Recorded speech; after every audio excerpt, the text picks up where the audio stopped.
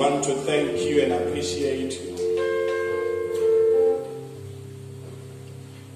Your faithfulness is evident in our lives. We give you glory, Father, for glory belongs to you. Thank you for the blessing of life today. Even for this great opportunity, Lord, you have opened and given unto us that we may come together, God, in fellowship in the reading of your scriptures that will empower us and enlighten us and direct us to eternity. We give you glory, Lord, for your intervention in our lives. Thank you, Lord, for your spirit, for your anointing upon our lives. We give you glory. Be magnified, O God, as we minister and word today. In the name that is above all names, Jesus Christ, the Son of God, King, pray. Amen. Ngiyakuthoba bathandekayo.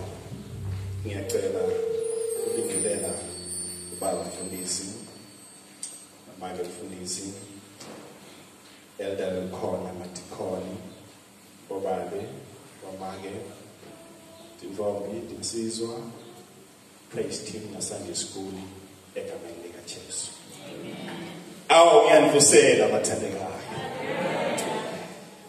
Muhle uNkulunkulu. Ngingumntwana kaNkulunkulu osindisiwe, ohlantiwe ngengadi kaJesu. Njengoba sashilo babe, akamngome etulo sibongo. Ngishadile nebantwana ngabantu nambuzo sengabo uNkulunkulu bafana. Hallelujah. I hope bekugcina.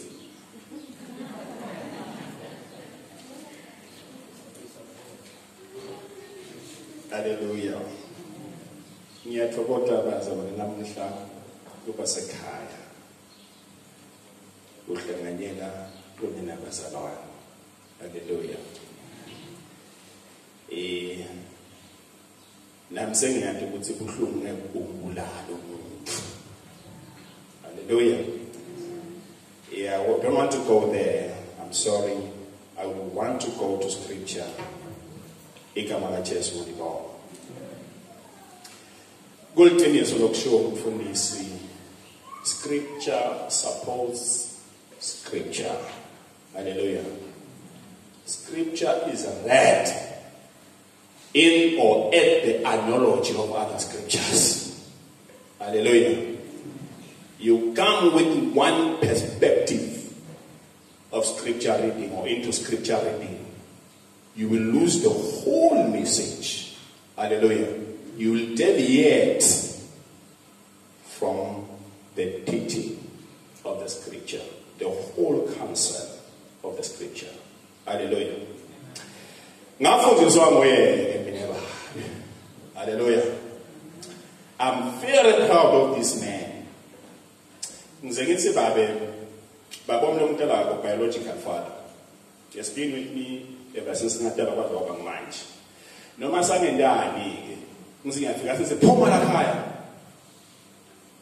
Lokukhula kwelile empilweni yami ungikhombisele ukuthi this is my father. Hallelujah. What am I trying to say? Umfundisi bazalwane, I'm what I am today because of him. Hallelujah. Good lenginalo, scriptural and otherwise. Lengete ngamfaka yena khona. Ngivumele kwabe ukukhulumela kwesoke isikhathi because isikhathi kunyano. Maso uthulile batawuthi umani uyangeda nje. Hallelujah. Igama laJesu ngibonga. Lamhlanje abazalwane ngidawucela ukuthi siyevela uNkulunkulu kule youth Sunday. Sitawufunza kafishane, ngicela sifundisane. Ngiyakuthanda nje ukufunza live laNkulunkulu ulive kahle. Ikakhulu bantu nabasha in such trying times as these times. Lapho khona, there is so much deviation from the teaching of the scriptures.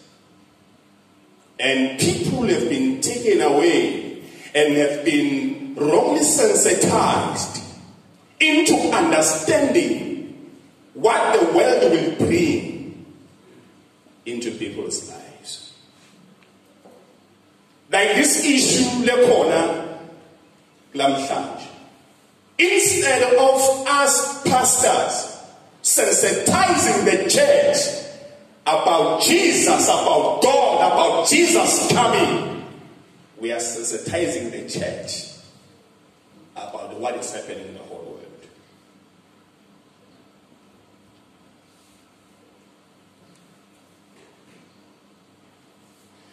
Can we go to the book of Colossians? Chapter 4, verse 17.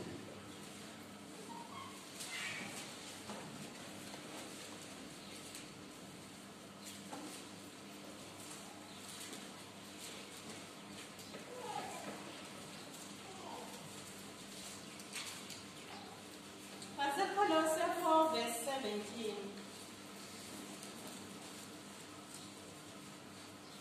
Nijule akhipho nithi qaphelani ufeza lo msebenzi lo wawumukela enkosini.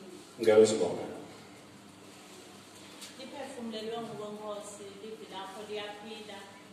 Likuphila kunemadoda abasiqondsisako nasendleleni. Baba wethu longcwele siyalemukela sibandla lapho nalamhla endlini egameni likaJesu. Ngoba Nkosi indlebe temlomo womntwana wakho ngelakhe lamoya longcwele. Khulume livi lakho Nkosi njengoba linjalo siyalemukela sibandla lapho uNkulunkulu wethu longcwele. Siyavuma Nkosi ucondziswa ngilo nekuyalethwa ngilo nekukhonjwa ngilo indlela egameni likaJesu Kristu. Hallelujah.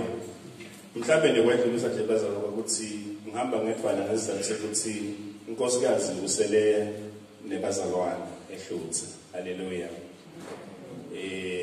Sisakhula khulisa mfundisi njengoba uyisivakashele. So sizama ukuthi sibethutane kakhudlwana abathandekayo. Hallelujah. So she's down there with the church. Hallelujah. Kumnanzi ke kuba khona kulenzawo bazalwane noma labanye baphumela eZCC nelicathulo ligcoka lokuyita bekagcoka eZCC ngathi lethana lokugcoka atakiyenga nabantu leMoria bathi utawuqalekiswa ngosose free letha lento la igcoka labanye baphuma eJericho ukuthi leli vileli uyahlabela kodwa manje khona la shakhona nanzi bazalwane. Hallelujah. So they are there. Nansi angifunde ukukhuluma ngabo baba emsibi babeka bohlabathuma to come and be with us there. Bazalwane. Lamhlanje bazalwane sifunda incwadi yaseColossians chapter 4 verse 17. Le ncwadi lesifunda ngayo lamhla ibhalwa nguApostle Paul ayithumele ebandleni laseColosse. Le ngani labasha uApostle Paul abhale le ncwadi ayithumele lebandla. Ebandleni laseColosse bese sekungene ngekunyelela imfundiso yekweduka. Hallelujah. Let's kwathi uNkulunkulu utawumathi ngikuphindze futhi ukhonte lokunye lokutakwenza ukuthi uNkulunkulu manje kangcono. Bephindze futhi lemfundiso yekweduka lapha eColosse. iColosse bekulelinye lemadolobha eAsia Minor. iAsia Minor lamhlanje sisiTurkey.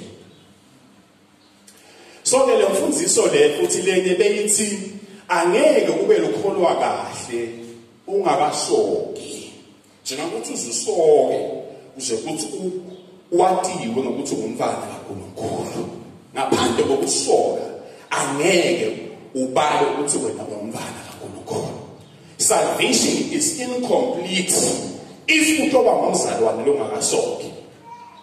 So So it was a false teaching that has crept into the church at Colossae.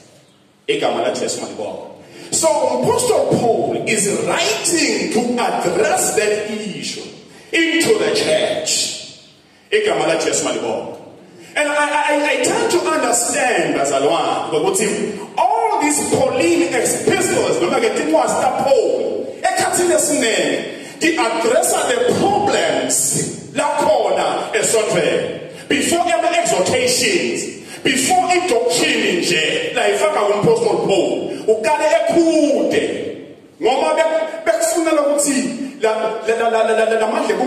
through these false teachers,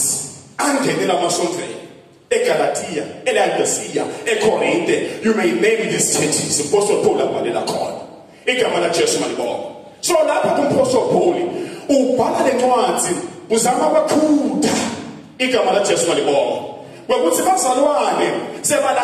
direction because of these false teachers who are teaching what the Bible is not teaching. Hallelujah. They've come with their own ideologies and they are trying to push their agendas into the church.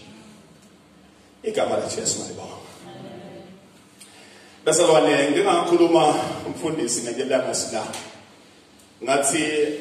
are times that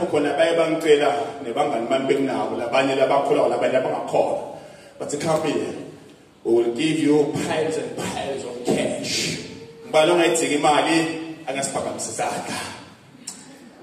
We will give you piles and piles of cash.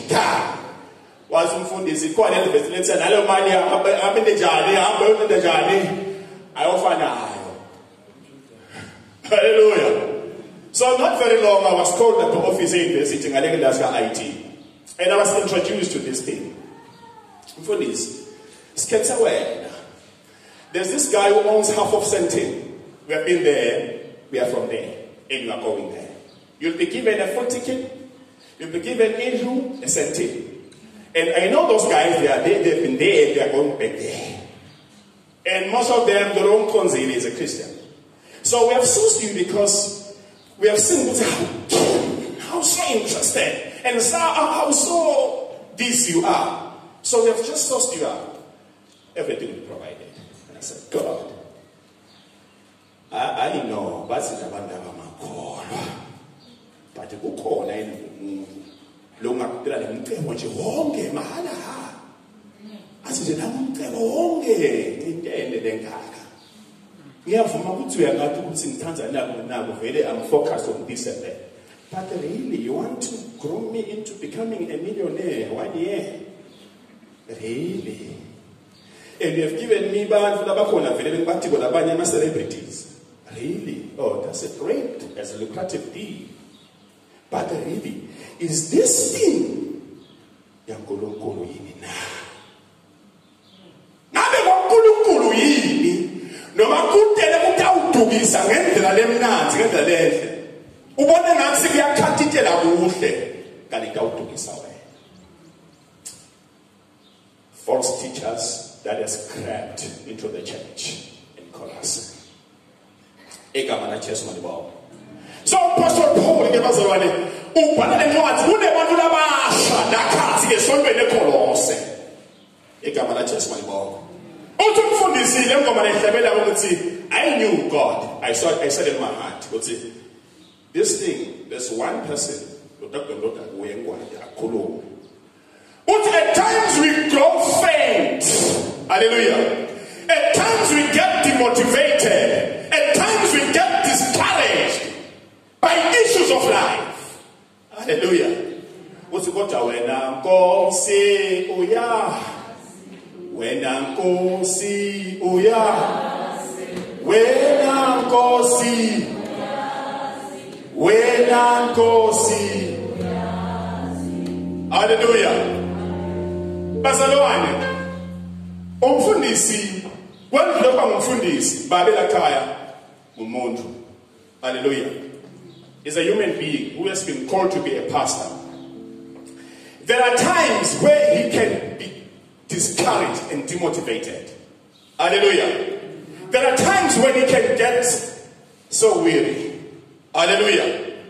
Apostle Paul is addressing an issue even the pastor at Colossae. There's been a situation.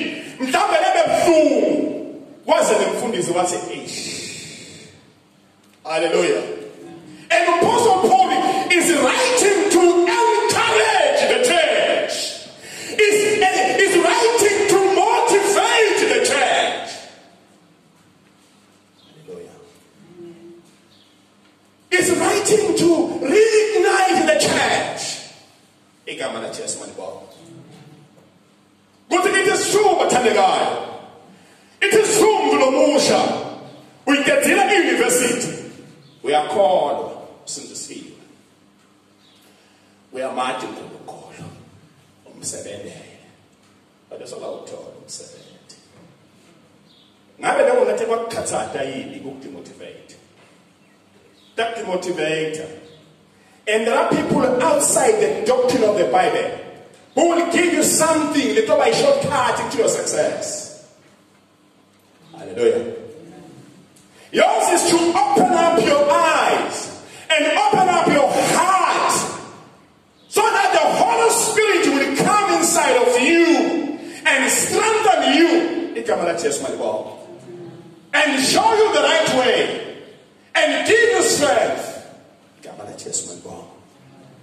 That's things are called let's what's the Apostle Paul?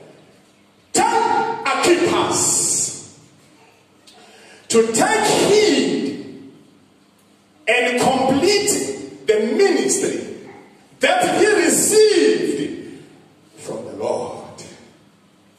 Hallelujah. Tell Archippus, tell Kusumuzi Mabuza to complete the ministry that he received from the Lord.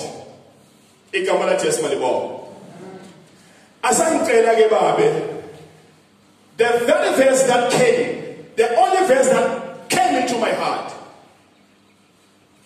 there's a ministry for every young person in the church that he has to finish. And that ministry, akayizange nje ayimukele umuntu, akazange nje ayimukele esonfeni, akazange nje atshele umuntu ukuthi wena uje, but uyimukele Nkosi. Igama la Jesu malibonga.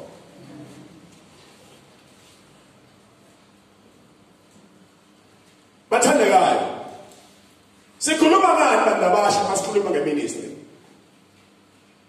Sikhuluma ngani masikhuluma ngenkonzo? Tshela Archippus uthi le nkonzo la imukela enkosini akayihlekeze. Hallelujah. Masisekhathi esontweni bazalwane. Sonke losikhona la, mina nje inkonzo lenayo is to stand in front of the church. Not even in front of the church only, but even wherever I can go and meet people. Tell them about Christ. Save them from the kingdom of darkness into the kingdom of light through the preaching of the scriptures. So in God's only nalapha eKolose abekhona Archippus simbona kuFilemoni wesibili, Filemoni verse 2, noma Filemoni ude ma chapters. It's just Filemoni nje mavesi siphela. Filemoni 2 verse 2. Lapho khona kuvela ukuthi Filemoni abengaba ngumfana wa Archippus bengaba ngumfana wa Filemoni. Igama la Jesu malibonga. Because Apostle Paul addressa Filemoni makata umukela Onesimus lo wabaleka kuFilemoni because abekasivila waganga wasiyabaleka wasiyamthola ke Apostle Paul masamjikisa Onesimus umjikisa umphathisa lencwadi kunye nebazalwane abaya khona eKolose. Igama la Jesu malibonga. So Onesimus na Archippus majala amancane esontweni. Igama la Jesu malibonga. So ke bazalwane Archippus ulangekhathi esontweni nje addressa as a soldier. Addressa njengelisoja evangelini. igama laJesu malibonke. Uyathi ukuthi kwendekeni eKolose, kwendekeni eLaodicea. Mawavula ichannel esinamuhla esambama lamuhla noma nangalesine ubona ukuhlelo kokukholwa nje ukhosi kusakholwa lokho ukholwa mbamba ngempela lokho akholwa no scriptures lokho lokukhulunywa nengale kuseni because lo mfundisi lo uyakholwa lo ngempela yakholisizisiwe ntselo lo uyakhuluma ukukholwa ngempela lo. So that condition, that kind of situation beyikhona eKolose. In such a way that labakaza kusinziswa abantu abasha labafika ngoevangelini babe confused. Babe sebayalahla ukuthi ngabe ngikho yini lokho noma ngilokuni.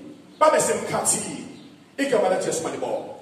In such a way that lenkozo uNkulunkulu lamniketela lomusha bese seyiba in jeopardy. Iba compromised because of the prevalence of the false teaching the corner. Igama laJesu malibonke. Athina umuntu asalahleka abe all over because there are many of these false teachers who are preaching falsehood into the lives of these young people. Igama